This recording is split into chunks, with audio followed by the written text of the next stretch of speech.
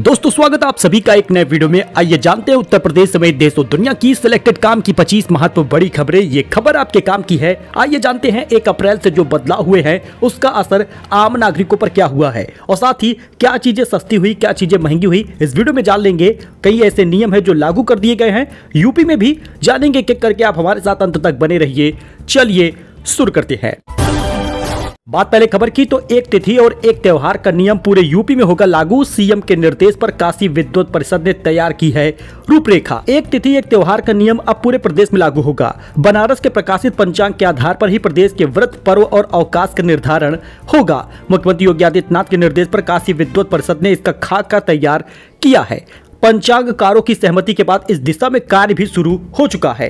अभी तक आपने देखा होगा कि त्योहार 2 दिन या 1 दिन का अंतर देखा जाता है, जिस वजह से अब ऐसा ना हो और सभी त्योहार एक ही तिथि पर पड़े।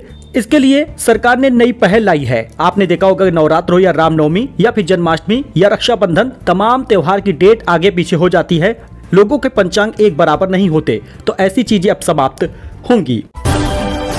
अखिलेश यादव बोले कि पुलिस ने मुझे ईदगाह आने से रोका है। आधे घंटे तक फ्लीट रोके रहे। मैं तानाशाही समझूं या फिर इमरजेंसी समझूं। सपा प्रमुख अखिलेश यादव ईद पर लखनऊ के ऐशबाग ईदगाह पहुंचे। यहां उन्होंने यूपी पुलिस पर बड़ा आरोप लगाया। कहा जब मैं यहां पर आ रहा था तो जानबूझकर पुलिस ने मुझे रोक लिया। आधे घंटे तक मैंने बातचीत की, इसके बाद मुझे आगे जाने दिया। जब मैंने जानना चाहा कि आखिरकार ऐसा क्यों किया जा रहा है तो इसका किसी अधिकारी के पास कोई जवाब नहीं था। नवरात्रि के पहले ही दिन कुट्टू का आटा खाने से 6 लोग बीमार हो गए। आगरा में एफएसडीए कर रहा है खाना पूर्ति, दिखावे की है छापामारी। जी हां, आगरा जैसे शहर में नवरात्र के पहले ही दिन कुट्टू के आटे खाने से 6 लोग बीमार पड़ गए। दूसरी तरफ एफएसडीए नवरात्र में एक्टिव होकर खाना पूर्ति कर रहा है। कार्रवाई में कुट्टू का आटा जब्त किया जा रहा है, सैंपल लिए जा रहे। रिपोर्ट आने के बाद कार्रवाई होगी। प्रयागराज नगर निगम के मनमाने गृहकर ने बढ़ा दी है मुसीबत। विस्तारित क्षेत्र में सुविधा देने से पहले भेज दिया हजारों का हाउस टैक्स। प्रयागराज नगर निगम की मनमानी शहरियों की जेब पर भारी पड़ने लगी है। इसको लेकर लगातार लोग निगम के मुख्यालय से लेकर जोनल कार्यालय तक अपनी आपत्ति दर्ज करा रहे हैं, लेकिन कोई सुनवाई करने वाला नहीं है। तो सुल्तानपुर से बड़ी खबर आ रही है। चाचा और भतीजे बन गए एएसओ। चाचा आबकारी निरीक्षक है तो भतीजा आवास विकास मंत्रालय में लोअर डिवीजन क्लर्क था। जी हां दोस्तों, बड़ी खबर आ रही है। यूपी के सुल्तानपुर में एक ही परिवार के दोहरी खुशी मिलने से बधाई देने वालों का तांता लग गया है। तो कॉमर्शियल सिलेंडर लगभग 45 रुपए तक सस्ता हो गया। कार खरीदना महंगा हुआ है। यूनिफाइड पेंशन स्कीम शुरू हो चुकी है। 1 अप्रैल से 10 बड़े बदलाव देखने को मिले हैं। 12 लाख रुपए तक की कमाई पर इनकम टैक्स नहीं देना होगा। इसके अलावा आज से मारुति सुजुकी, टाटा मोटर्स, किया इंडिया, हुंडई इंडिया और होंडा की गाड़ियों के दाम बढ़ते नजर आएंगे। खरीदने जाएंगे तो महंगा आपको मिलेगा। देखिए 1 तारीख को कॉमर्शियल सिलेंडर जो है 45 रुपए सस्ता हुआ था। घरेलू सिलेंडर की कीमत में फिलहाल कोई बदलाव नहीं हुआ। अब कॉमर्शियल गैस सिलेंडर होने से बाजार के सामान, खाने पीने के थोड़े से रियायत वाले हो सकते हैं। कीमत इसकी घट सकती है, लेकिन देश के प्रमुख शहरों में घरेलू गैस सिलेंडर के दाम पिछले कई महीनों से वही हैं। दाम में कोई भी बढ़ोतरी नहीं हुई। न्यू टैक्स रिजीम में 12 लाख रुपए तक की इनकम टैक्स फ्री होगा। इसका नियम 1 अप्रैल से लागू हो चुका है। अब नई टैक्स रिजीम में 12 लाख रुपए तक की कमाई पर आपको कोई भी टैक्स देना नहीं होगा। महिला सम्मान सेविंग सर्टिफिकेट स्कीम बंद हो चुका है। दोस्तों सरकार ने 2 साल पहले चालू किया था। 31 मार्च 2025 को अब ये समाप्त हो चुका है। सरकार द्वारा महिलाओं के लिए चलाई जा रही खास इन्वेस्टमेंट स्कीम महिला सम्मान सेविंग सर्टिफिकेट अब बंद है। इस स्कीम में 7.5% का ब्याज मिलता था। 2 लाख रुपए तक आप इसमें निवेश कर सकते थे। 2 साल के लिए लगभग 32,000 का फायदा मिलता था। 4 व्हीलर खरीदना महंगा हो गया है। किया की कारें 3% तक महंगी हो गई हैं। बाकी सभी कारों की कीमत आप एक नजर में देख सकते हैं। लगभग 3% तक 1 अप्रैल से इसकी कीमत में बढ़ोतरी हो गई है। वहीं पर इनएक्टिव मोबाइल नंबरों पर काम नहीं कर रहा यूपीआई। सरकार ने पहले से ही कहा था कि यूपीआई ट्रांजैक्शन करने के लिए आपको मोबाइल एक्टिवेट करना होगा, मोबाइल नंबर एक्टिव रखना होगा। आपको पेमेंट करने में परेशानी होगी क्योंकि 1 अप्रैल से यूपीआई नहीं चल रहा उन लोगों का जिनके लंबे समय से मोबाइल नंबर इनएक्टिव थे।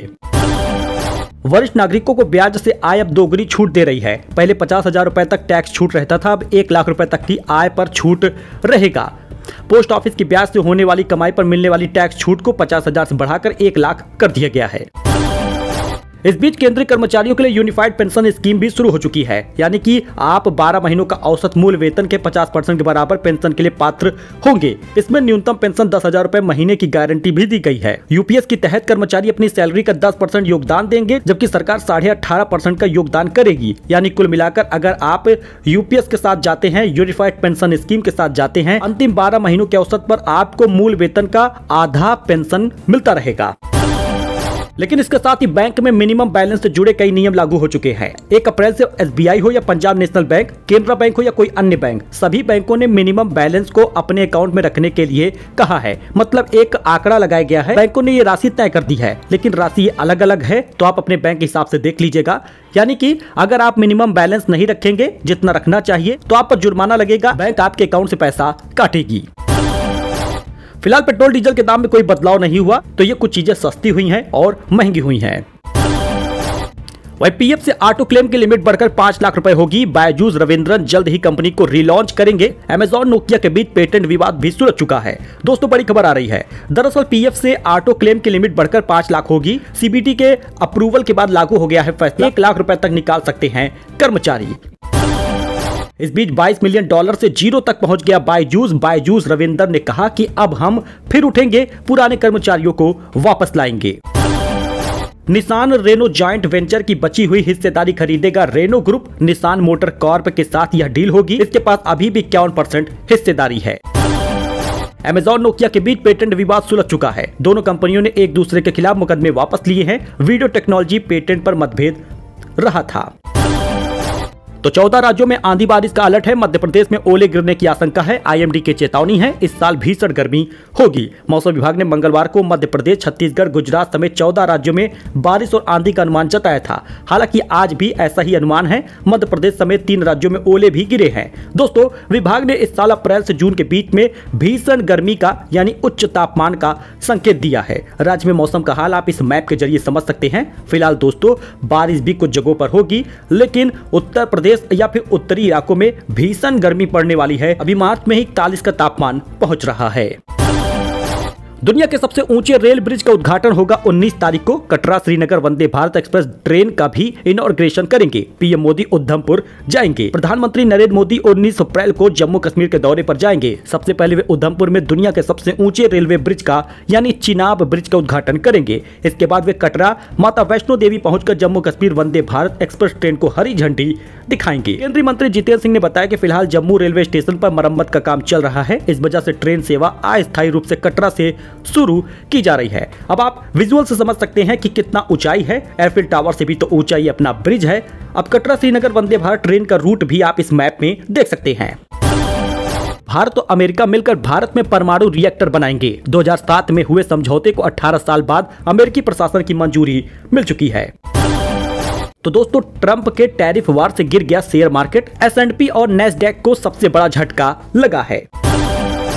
दिल्ली में पानी और सीवर का नया कनेक्शन आज से हुआ महंगा। जानिए कितने रेट बढ़े हैं। पानी और सीवर के लिए इंफ्रास्ट्रक्चर चार्ज को दरों में बढ़ोतरी कर दी गई है। यह नई दरें 1 अप्रैल से लागू होंगी और सरकार बता रही है कि अभी इसमें और दर में बढ़ोतरी हो सकती है। अब रिहायशी इलाकों में पानी के कनेक्शन के लिए इंफ्रास्ट्रक्चर शुल्क की दर फिलहाल 243 रुपए प्रति वर्ग फुट है। 1 अप्रैल से इसको बढ़ाकर 255 रुपए 27 पैसे किया गया है।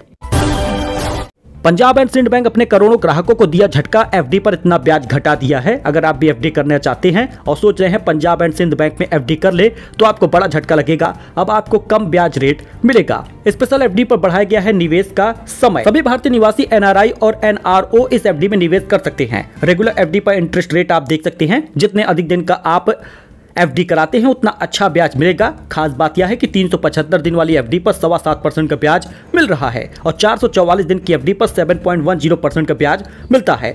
तो आप इसी में से कोई भी एफडी करिएगा, लेकिन ब्याज रेट थोड़ा कम किया गया है। सो दोस्तों ये कुछ अपडेट था, नई जानकारी थी। आई होप कि आपको ये पसंद आया हो। वीडियो पसंद आया हो लाइक करिए, सब्सक्राइब करिए, अपने इस दोस्त के साथ जुड़िए। लेटेस्ट न्यूज, लेटेस्ट खबर, सिर्फ फायदे की जानकारी। फिलहाल के लिए इतना ही। धन्यवाद।